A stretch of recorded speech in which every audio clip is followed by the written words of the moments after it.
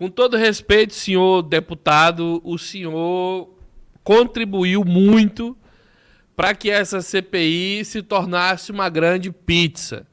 Se essa é a sua visão clássica do que é uma CPI, talvez a gente devesse rever o que é uma CPI ou se a gente tem interesse nela. O senhor se orgulhou e encheu o peito de dizer que não está aí para dar a palavra final de qual a conclusão que a CPI tem que ter. A CPI tem que levantar, investigar e apontar um rumo. Não tem que mostrar um lado e mostrar o outro. Ela tem que ver o que é certo e o que é errado e separar as coisas. Eu acho que se tem uma CPI que deu exemplo, foi a CPI da pandemia. E se tem um presidente que deu exemplo, foi o presidente da CPI da pandemia, que não permitiu que narrativas fossem emplacadas só porque seria governo ou fosse minoria. O senhor deveria ter usado o seu poder de presidente para separar afirmações que são falaciosas e enquadrar, porque a presidência é isso. Ou ela é isso, ou ela não tem serventia nenhuma. Na sua frente, deputados falaram coisas como o Nicolas acabou de falar, que a CPI não está investigando o Porto de Cuba, que a CPI não está investigando Celso Daniel, e isso não tem a ver com opinião. Isso é um fato da CPI que você devia ter enquadrado. Devia ter falado sobre, desculpe, deputado Nicolas, esse não é o assunto da CPI. O que o senhor fez foi um anacronismo. Eu não vou nem dizer, ousar dizer que eu sei o que é uma CPI mais do que o senhor é presidente da CPI. Porque é óbvio que o senhor sabe. E é óbvio que o povo está cansado desse tipo de marmelada.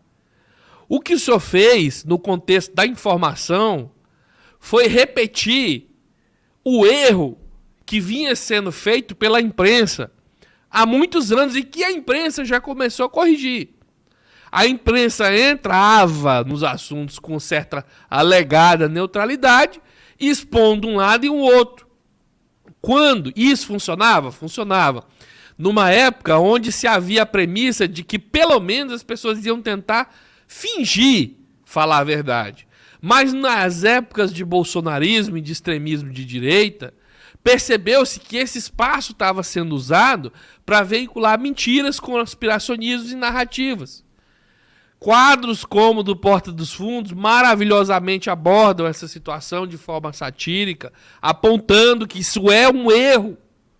Deixar que especialistas falem com o mesmo espaço que pessoas que não entendem de nada e jogar para a plateia para que a plateia decida, desinformada ou informada com base em sentimento, quando há coisas que são objetivas.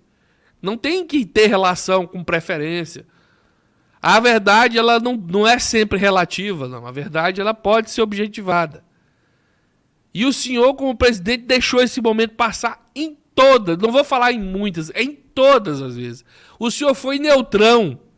O senhor, como eu disse, repetiu o antigo erro da imprensa, que a imprensa não repete mais.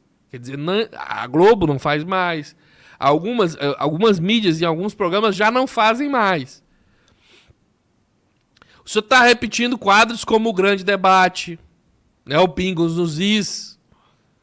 Você coloca lá de novo, mais uma vez, para que grave. Coloca um idiota para mentir e coloca uma pessoa para falar a verdade. Os dois são deputados. É o povo que decide em que acreditar, não é mesmo?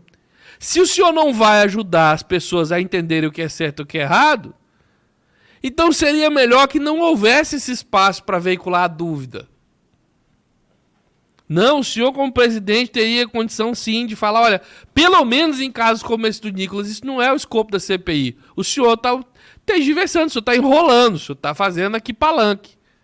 Mas o senhor preferiu, em respeitando a sua alegação de que é assim que se faz uma CPI, manter uma velha prática que lhe vai permitir que tenha bom trânsito com a esquerda e com a direita, como um bom isentão. Tanto é que o senhor abraça da Magno Malta e ao mesmo tempo abraça o Rogério Correia. Nada contra, o senhor não tem que dar chute em ninguém. Mas pelo menos o senhor teria que falar, né? Se distanciar o suficiente para falar, olha, vocês estão atrapalhando a CPI.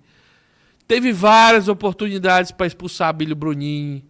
foi conivente com tudo que estava acontecendo, sob o manto de minoria. Minoria, ela não tem que ser errada. Eu desconheço o conceito de democracia que abrange proteger a minoria, mesmo que ela esteja inconstitucional e errada. Eu vou falar criminosa. Porque hoje, deputados fizeram apologia ao crime explícita. Pegaram um cidadão que supostamente cometeu crimes, com as provas levantadas pela CPI e pela Polícia Federal, e disseram a ele: não, o senhor tem que se orgulhar do que fez. Tá tudo bem o que o senhor fez.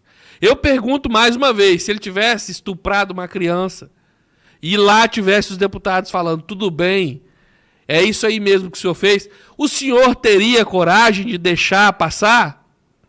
Se a sua resposta é não para o estupro de crianças, se a sua resposta é não para o assassinato, para estes crimes claramente hediondos, deveria ter sido não também para este crime menos conhecido pela sociedade, que é o crime de apologia ao golpe.